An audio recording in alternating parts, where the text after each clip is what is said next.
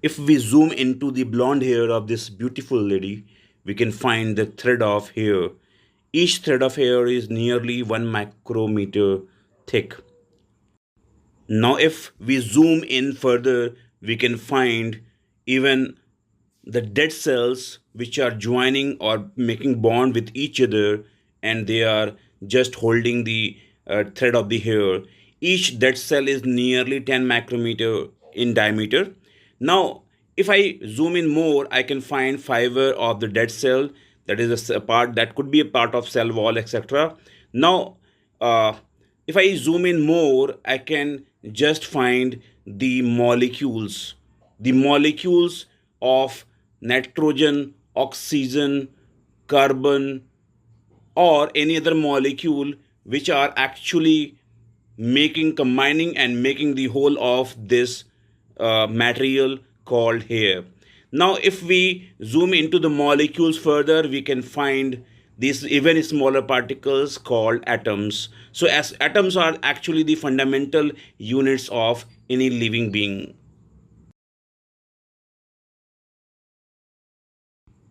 Each kind of atom contains very small size particle at the center called nucleus, and in the surroundings of the nucleus we can see the green colored electrons revolving around them. For the electrons to revolve around the nucleus, the electrostatic attraction between the nucleon and the electron and the nucleus actually provides the necessary centripetal force, and hence we can see the approximately circular or elliptical path followed by each of the electrons in an atom. Hi everyone, welcome to Physics Gurukul by PAKS. My name is Anil Kumar Seth, and here we are going to talk about the next topic of our modern physics. Next topic is spectrum of an atom. बच्चों हमने previous class के अंदर bourse model पढ़ा था, and now we are going for spectrum of an atom. So how does it happen when we actually jump from one concept to other concept? The answer is this is not a different concept. Actually जो spectrum के results आएंगे वो सारे का सारा जो Bohr's model के application है वहीं से आएंगे. ठीक है जी. तो it's not a new topic, just extension of the same topic Bohr's model, और उसके बाद स्पेक्ट्रम ऑफ एन एटम आता है. ठीक है जी. बच्चों अगर मैं पूछूं कि स्पेक्ट्रम क्या होता है, तो आप जस्ट रिकॉल करोगे कि when we actually went back to optics, तो वहां देखा था बच्चों कि स्पेक्ट्रम ऑफ वाइट लाइट पढ़ा था हमने, VIBGYOR. तो स्पेक्ट्रम ऑफ वाइट लाइट क्या होता है जी? मुझे spectrum of white light is the combination of all those colours और द वेवलेंथ और the frequencies which are present in the white light beam, और जिसको प्रिज्म अलग अलग करके हमें दिखा देता है. Those combination of colours which are present in a beam is called the spectrum. तो दैट कुड बी कलर, और हो सकता है कि हमारा विजिबल लाइट ना हो तो वहां पे हम कलर की बात नहीं करते हैं, वहां पे वेवलेंथ की भी बात करते हैं और फ्रीक्वेंसी की बात करते हैं. तो वेवलेंथ और द फ्रीक्वेंसी और द कलर जो किसी बीम में प्रेजेंट होता है उसके कॉम्बिनेशन को बोलते हैं स्पेक्ट्रम. यानी कौन कौन सी फ्रीक्वेंसी कौन कौन सी वेवलेंथ बाहर आ रही है, actually that combination is called spectrum. तो कितनी फ्रीक्वेंसी बाहर आएगी, हाउ डू वी नो, पता क्या चलेगा जी? बच्चों अभी भी हमने देखा था जो बोर्स मॉडल है, जो बोर्स एटॉमिक मॉडल कहता है, जो बोर्स एटॉमिक मॉडल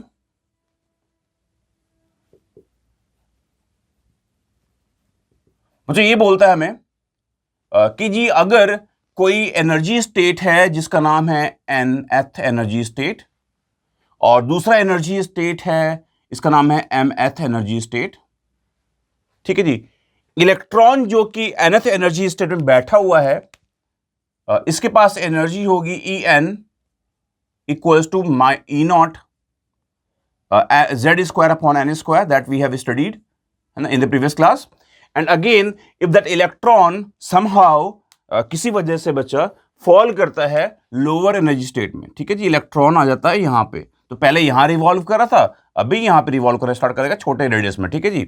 तो इलेक्ट्रॉन आ जाता है यहां पे.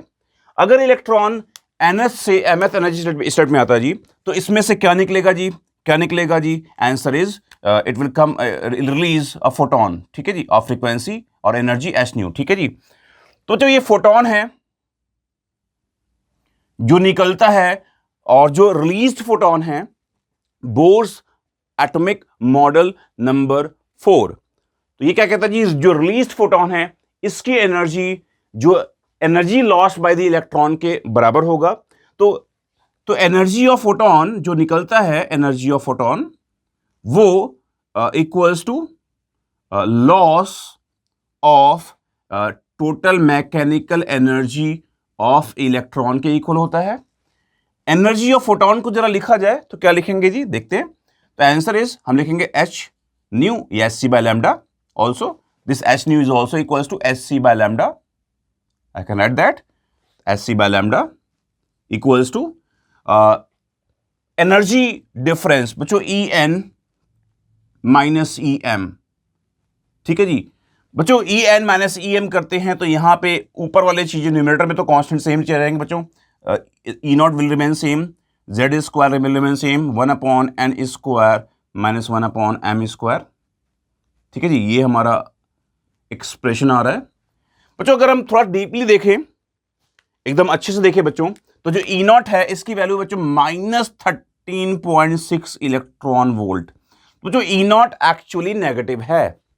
ठीक है जी, तो अगर नेगेटिव साइन में अंदर ले जाऊंगा तो 1/m स्क्वायर लेफ्ट में आ जाएगा, पॉजिटिव में हो जाएगा, और 1/n स्क्वायर राइट में चला जाएगा, नेगेटिव हो जाएगा जी। So what we are getting here कि जो 1/λ है it is proportional to a constant 13.6 into upon h c. ठीक है जी, तो that constant is called R c times 1/m square minus 1/n square into Z square भी लिखना चाहिए हमें, into Z square, that's right. But this expression gives us the wavelength of the photon emitted due to electron falling. Wavelength of the photon emitted due to electron falling from where to where? कहां से कहां fall कर रहा है बच्चों? Answer is higher energy state n से lower energy state m में आ रहा है जो इलेक्ट्रॉन, तो उसकी एनर्जी का ये एक्सप्रेशन है जो, इसको हमें याद रखना है जी बच्चों। This expression is slightly famous से बच्चा, इस चैप्टर में तो अच्छा खासा फेमस है, और इसका नाम बच्चों है रिडबर्ग्स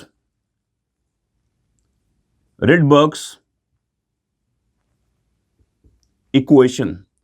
तो रिडबर्ग्स इक्वेशन बच्चों इसका नाम है जी, इस एक्सप्रेशन का नाम रिडबर्ग्स इक्वेशन है। ऑब्वियस सी बात है, इस कांस्टेंट को क्या बोलते होंगे बच्चों? Answer is Rydberg's constant.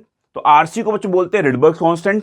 ठीक है जी बच्चों, जो आरसी है इसकी वैल्यू, आरसी की बच्चों वैल्यू जो है अप्रोक्सीमेटली 1.1 इंटू 10⁻⁷ मीटर इनवर्स होती है जी। ठीक है जी, तो जो आरसी है रिडबर्ग कांस्टेंट, उसकी value we can find here 13.6 electron volt में है, अपॉन एससी करना है। तो अगर हम एग्जाम में इसको फाइंड करने जाएंगे तो बड़ा लंबा ये मैथमेटिक्स है। ठीक है जी, डिवीजन और प्रोडक्ट का, तो आसान है कि हम इसको याद कर ले। रिडबर्ग कांस्टेंट की वैल्यू बच्चों 1.09 भी कहीं लिखते हैं, 1.1 हम अप्रोक्सीमेटली लेके चलेंगे, इंटू 10⁻⁷ मीटर इनवर्स। ठीक है जी बच्चों, इसका मतलब है कि जो रिडबर्ग इक्वेशन है it is giving us the wavelengths which are the different wavelengths which can come out of the H atom जब भी इलेक्ट्रॉनिक ट्रांजिशन होगा। तो इलेक्ट्रॉन ऊपर से नीचे गिरेगा बच्चा, तो कौन कौन से वेवलेंथ निकल जाएंगे ये क्वेश्चन दे देगा जी। तो कौन कौन से वेवलेंथ निकल जाएंगे बच्चों, उस कॉम्बिनेशन को बोलते हैं। सारे वेवलेंथ, मैंने वेवलेंथ नंबर 1 की वेवलेंथ लिख दी, फोटॉन नंबर 2 की वेवलेंथ लिख दी, 3rd की वेवलेंथ लिख दी। If I put all the wavelengths together that is called spectrum. तो स्पेक्ट्रम क्या होता है बच्चों ऑफ एन एटम? जैसे हमने बोला स्पेक्ट्रम ऑफ लाइट, वैसे स्पेक्ट्रम ऑफ एटम का डेफिनेशन है जी, it is the combination of all the wavelengths, frequencies or the colors. It is the combination of all the wavelengths or the frequencies or the colors which may be emitted by an atom. All the wavelengths, frequencies or the colors which can be emitted by an atom are called the spectrum of that atom. तो H atom देखेंगे हम बच्चों, कुछ particular colours, कुछ particular wavelength ही emit कर सकता है। Sunlight के अंदर क्या होता है जी, बहुत सारे वेवलेंथ होते हैं लगभग। ठीक है जी, सनलाइट के अंदर all wavelengths are present, but in case of H atom हो सकता है कि रेड कलर इमिट करता हो, येलो कलर इमिट ना करता हो। ठीक है जी, हो सकता है ये कि अल्ट्रावायलेट इमिट करता हो, ये अल्ट्रा और ये जो वायलेट है वो इमिट नहीं करता हो। तो ये बच्चों पॉसिबिलिटी है, ये सारी की सारी पॉसिबिलिटीज़ हैं। देखेंगे हम कौन कौन से wavelength exactly H atom emit करता है। तो बोर्स एटॉमिक मॉडल को हमने यूज़ करा है यहाँ पे स्पेक्ट्रम में वेवलेंथ जो प्रेजेंट है उसकी वैल्यू निकालने के लिए। बच्चों ये जो हमारा वेवलेंथ एमिटेड है इसका जो फॉर्मूला है हमने अभी पढ़ा, ये तो बच्चों बहुत ज़्यादा लिमिटेड एप्लीकेशन है, बहुत कम एप्लीकेशन है। इससे भी ज़्यादा स्ट्रॉन्ग एक फॉर्मूला बताने वाला हूं। देखिए जी बच्चों, अगर हमें पूछा जाए wavelength of the photon emitted, तो बच्चों इसके लिए एक और हम फॉर्मूला लिख सकते हैं बच्चों। That formula is lambda wavelength in nanometer equals to 1240 upon delta E in electron volts. ठीक है जी बच्चों, if I put 2 ticks here, I will put 4 ticks here. 1 2 3 4. So important, so very much important that I put 4 ticks here in the wavelength of the photon emitted formula. ठीक है जी. What is the reason I am putting 4 ticks here? But here we are writing the relation between energy lost. बच्चों अभी तक हमने energy lost by the electron in H type atom देखा है। ये बता रहा है energy lost anywhere which converts into a photon।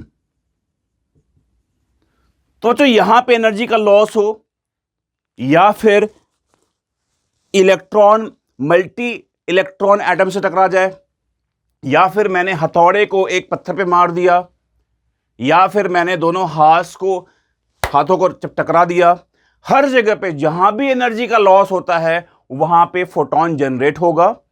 अगर फोटोन जनरेट होगा तो उसकी वेवलेंथ कितनी होगी? एनर्जी लॉस्ट जो कन्वर्ट हो गया फोटोन में 1200-400 upon energy lost in electron volt equals to wavelength of the photon generated. ठीक है जी बच्चों। तो बच्चों ये जो फॉर्मूला है ये बच्चों बहुत ज़्यादा बेसिक फॉर्मूला है, और ये इस टॉपिक के लिए ही नहीं आगे आने वाले कई टॉपिक्स में एप्लीकेबल होगा ये फॉर्मूला। अब पूछते भाई ये आता कहाँ से है? From where do we get this formula? Answer बच्चों हमें पता है कि energy of photon E equals to s c by lambda, ये तो पता ही है जी, लिख लीजिए lambda equals to s c by E. बस आप वैल्यूज को पुट कर दीजिए कि ऐसा पुट कर दीजिए कि जो एनर्जी है वो एनर्जी लॉस्ट के इक्वल रख दीजिए, एनर्जी की जगह पे एनर्जी लॉस्ट, ठीक है, delta E, and that too in electron volt. H c Planck's constant और स्पीड ऑफ लाइट सब कुछ पता है, ठीक है जी। And we will finally get the expression of the wavelength which is the very famous wavelength expression 1240 upon delta E. तो 1240 upon delta E energy lost equals to the energy wavelength of the photon generated in nanometer. So बच्चों energy loss पता है कहीं पे भी, Bohr's model हो या ना हो, ये सब जगह एप्लीकेबल है, जबकि ये केवल बोर्स मॉडल के लिए एप्लीकेबल है, Rydberg's equation. So it has own place.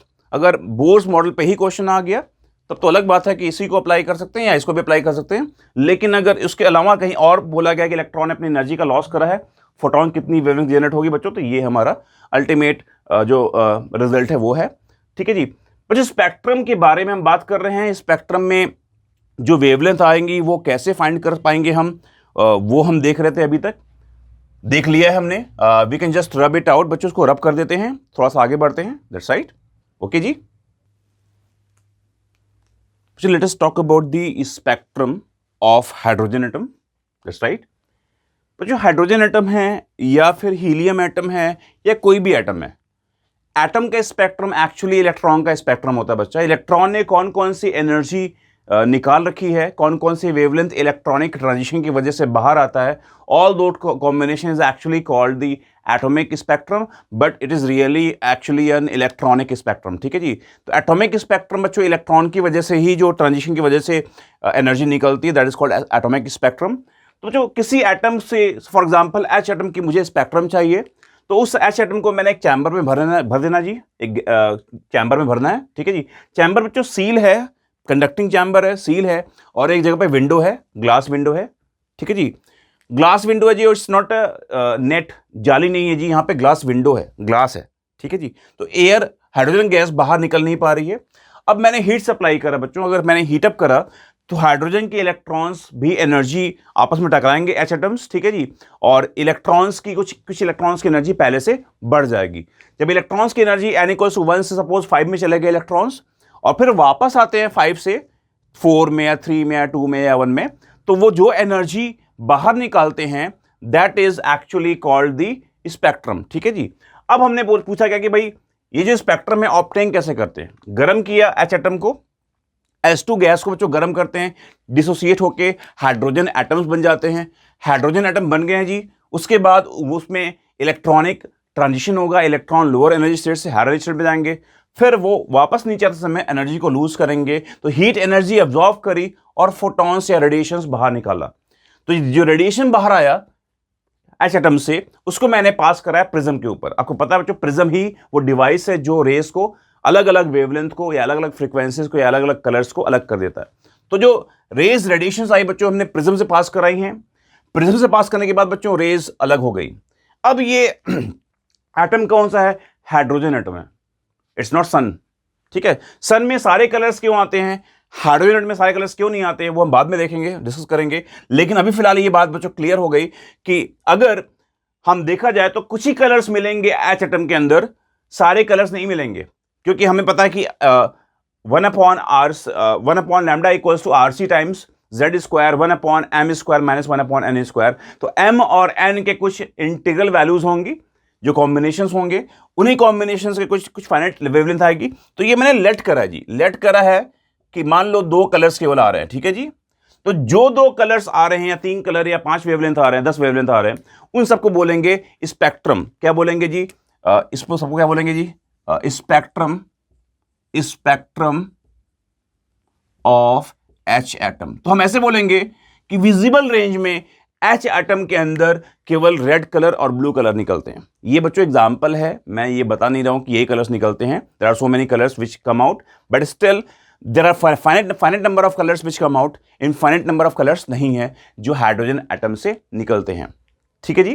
This is the way बच्चों वी ऑब्टेन द स्पेक्ट्रम। जरा एक और बात देखें बच्चा, अगर बोला गया भाई कोई एनर्जी स्टेट है सपोज nth, और यहां पे सबसे नीचे है n = 1, बीच में बच्चों और भी एनर्जी स्टेट्स हैं, बीच में और भी एनर्जी स्टेट्स हैं 2, 3, 4 etcetera.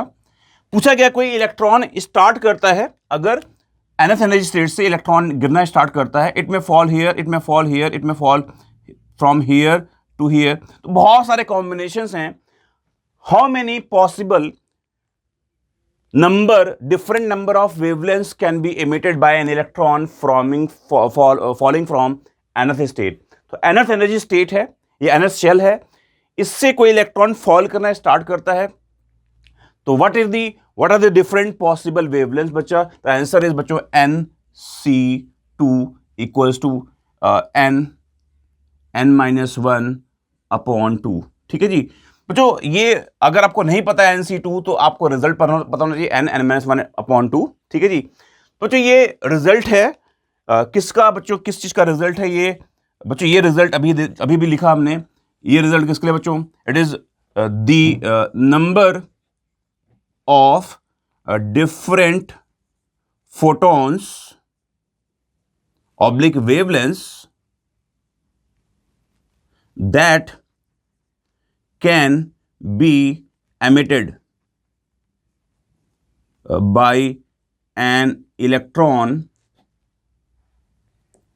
falling from nth shell। बच्चों nth शेल से कोई इलेक्ट्रॉन फॉल करना स्टार्ट करता है, तो कितने number of different number of wavelengths possible हो सकते हैं बच्चा? the number, the possible number हो सकता है बच्चों, हो सकता है कि इलेक्ट्रॉन nth से सीधा n = 1 में आ जाए, केवल एक ही फोटोन निकले, ऐसा भी पॉसिबल है। तो maximum possible number of photons कितने हैं जी? n-1/2, यानी कि n = 4 से, अगर एग्जांपल में लेते हैं जी, अगर n इक्वल्स टू 4 से इलेक्ट्रॉन गिरना स्टार्ट होता है तो 4 into 4 minus 1 is 3 upon 2 that is 6 different number of photons are possible here which can be emitted by an electron falling from n equals to 4 and arriving to n equals to 1. That's right. तो 4 से 1 में आ रहा है बच्चों, जरा ऐसे देख लेते हैं, वर्बली देख लेते हैं. 4 से बच्चों कहाँ से आ सकता है? 3 में, 4 से 2 में, 4 से 1 में. तो 3 पॉसिबिलिटी बच्चा, 4 से 2 3, 4 से 2, 4 से 1, 3 पॉसिबिलिटीज आर देयर. अब बच्चों 4 से 3 के बाद 3 से 2 भी आ सकता है बच्चों, ठीक है जी. तो 4 पॉसिबिलिटी, ठीक है जी. अब 3 से 2 में ना आके 3 से 1 में आ गया तो 5th पॉसिबिलिटी. अब 3 से 2 में तो आ चुका है लेकिन 2 से 1 में आ सकता है, 6 पॉसिबिलिटी बच्चों. 6 possible different possible wavelengths are there. तो पॉसिबल मैक्सिमम पॉसिबल वेवलेंथ कितना है जी? वो हमारे ये फॉर्मूला है. हो सकता है कि रियलिटी में एक ही केवल फोटोन निकले क्योंकि वो पॉसिबिलिटी थी और ये रियलिटी है. रियलिटी अलग चीज होती है, पॉसिबिलिटी अलग चीज होती है. For example there is a huge possibility that I can qualify both NEET and J main और जे एडवांस, ठीक है जी. तो possibility is there but might be I am preparing only for NEET, then I will qualify NEET only, that's right. तो possibilities are there, we have a capability possibility, but exactly हम क्या करते हैं, क्या रियलिटी में होता है बच्चों, वो चीज डिफरेंट हो सकती है. That's right. सो बच्चों this is the spectrum of H atom. Something कैसे ऑब्टेन करते हैं और थोड़ा सा और पढ़ते हैं स्पेक्ट्रम ऑफ एच एटम के बारे में, ठीक है जी. थोड़ा सा और आगे बढ़ते हैं.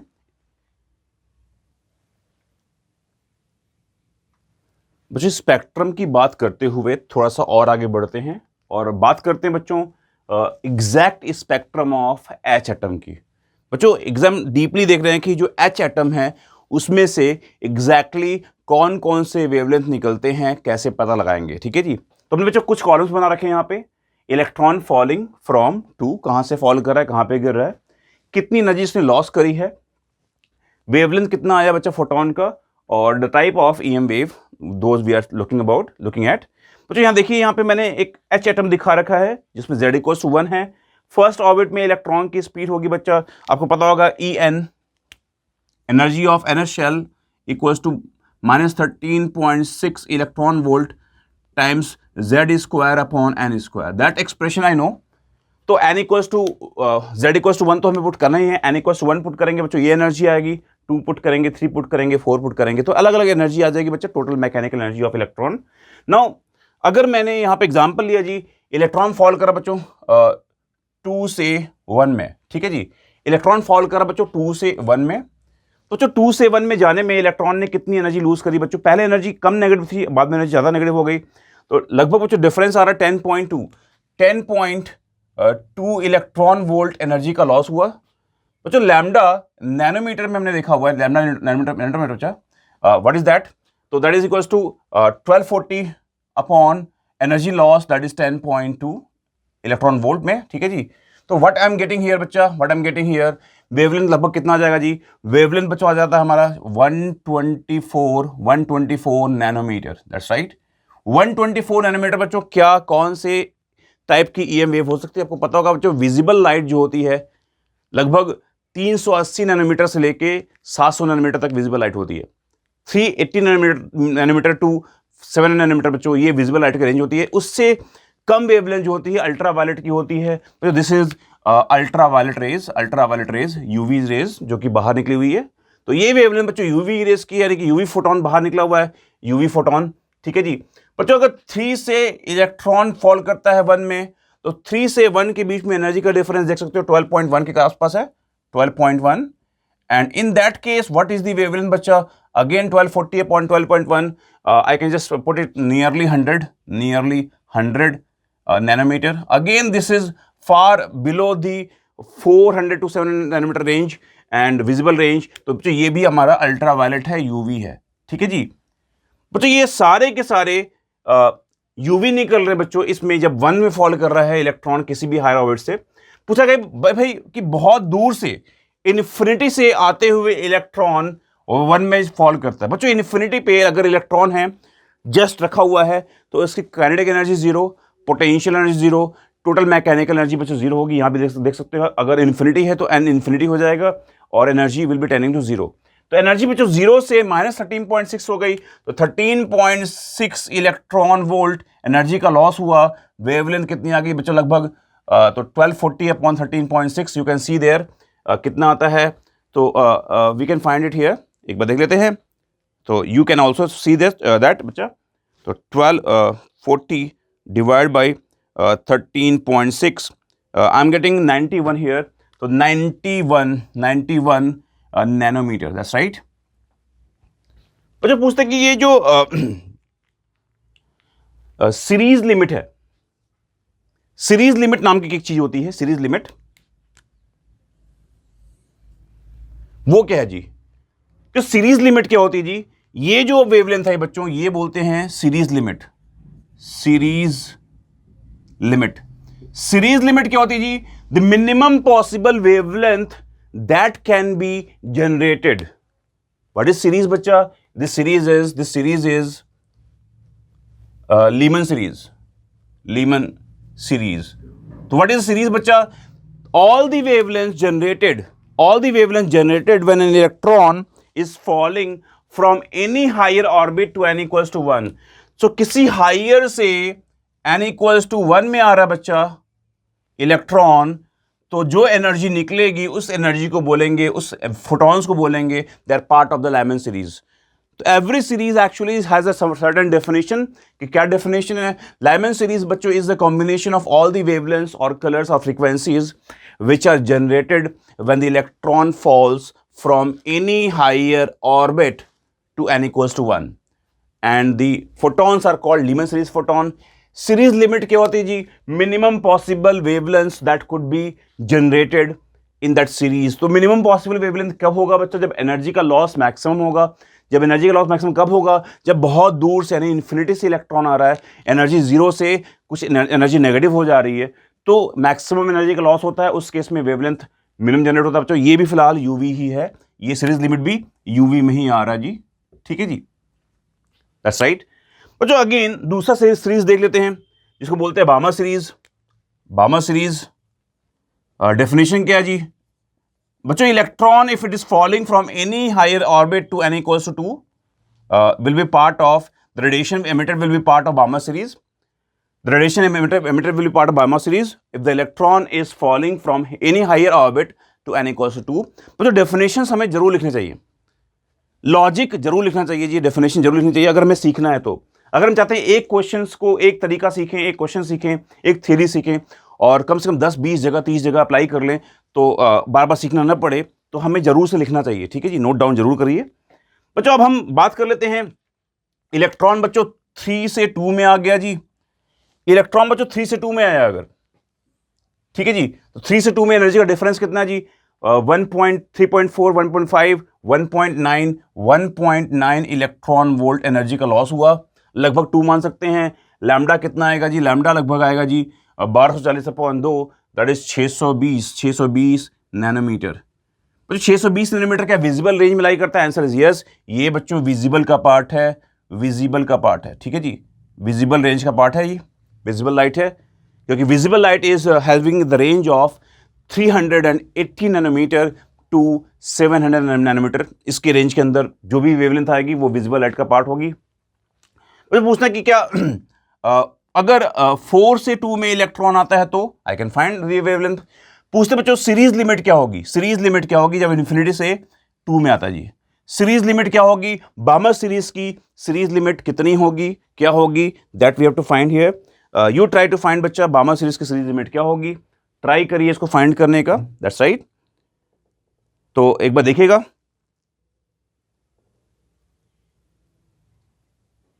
कितना आता है?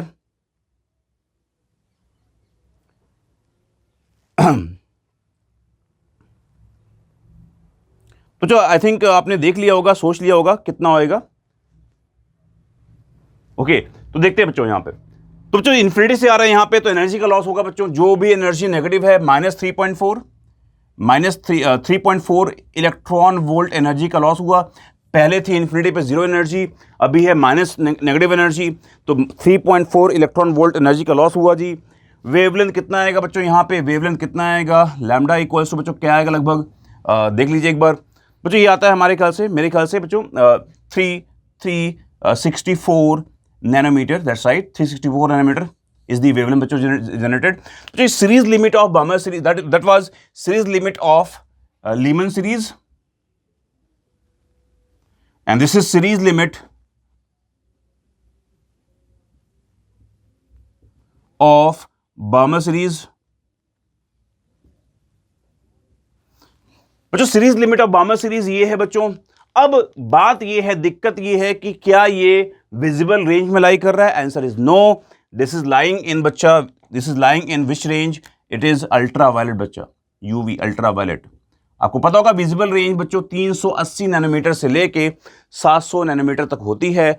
From 380 nanometer to 7 nanometer is the visible range बच्चा, and this is higher energy और lesser wavelength that is visible range, and that is ultra violet range. तो यूवी में लाई कर बच्चे पूछते हैं कि बार्मर सीरीज की सीरीज लिमिट कहां पे लाई करती है, किस रेंज ऑफ ईएम वेव में लाई करती है? Answer is ultra violet EM wave में लाई करती है बच्चों। सेम भी बच्चों we can define Paschen when electron is falling to 3 n equal to 3 bracket when electron is falling to n equals to 4 and p fund when electron is falling to n equals to 5 then Humphrey, ठीक है, then Humphrey। तो physics में बच्चों यहां तक ही है हमारे पास, p fund तक होता है जी, p फंड तक। बच्चों पूछते हैं कि ये जो हमारा Lyman series of H atom है, here the photons majorly are lying, in fact all the photons are lying in the visible range. In the case of Lyman series of H atom, all the photons are lying in the visible ultraviolet range, as we can see. Lyman series of H atom के अंदर सारे photons ultraviolet range में lie करते हैं। Balmer series के अंदर of H atom क्या सारे photons visible range में लाई करते हैं? Answer is no. देखिए जी सीरीज लिमिट हमारी अल्ट्रावायलेट रेंज में लाई कर रही है। तो बच्चों Balmer सीरीज के अंदर क्या होता है? Majority of the photons fall in the visible range, but a very extremely few number of photons also can fall in the ultraviolet range. बच्चों ये जो पार्शियल ब्रैकेट ऑफ पी फंट है, I can just write here पार्शियल Brackett Pfund है बच्चा। इन सब के अंदर क्या होता है? ये सब के अंदर क्या होता है जी? इन सब के अंदर बच्चों क्या होता है? बच्चों इन सब के अंदर इंफ्रारेड होता है जी, इंफ्रारेड बच्चों इन सब में इंफ्रारेड मिलता है। इनफैक्ट और आगे भी बच्चों जो भी फोटॉन्स हैं, मैं बात कर रहा हूं हाइड्रोजन एटम की। अगर एटम चेंज होगा बच्चों तो ये काइंड ऑफ जो नेचर ऑफ जो फोटॉन्स है बच्चों वो चेंज हो जाएंगे, बट जो definition Lyman Balmer Brackett Pfund, इन सब का डेफिनेशन बच्चा ये चेंज नहीं करने वाला है, ठीक है, ये वैसे ही रहेगा जैसे पहले था, ठीक है जी बच्चों। This is the spectrum of H atom. How to find the spectrum, that I know, that we have come about.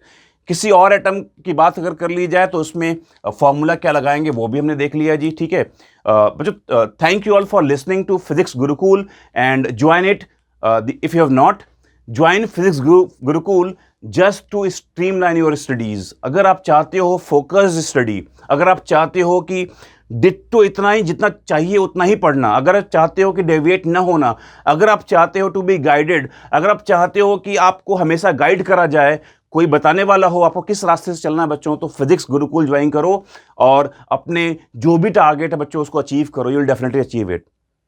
Thank you all बच्चों। वंदे मातरम।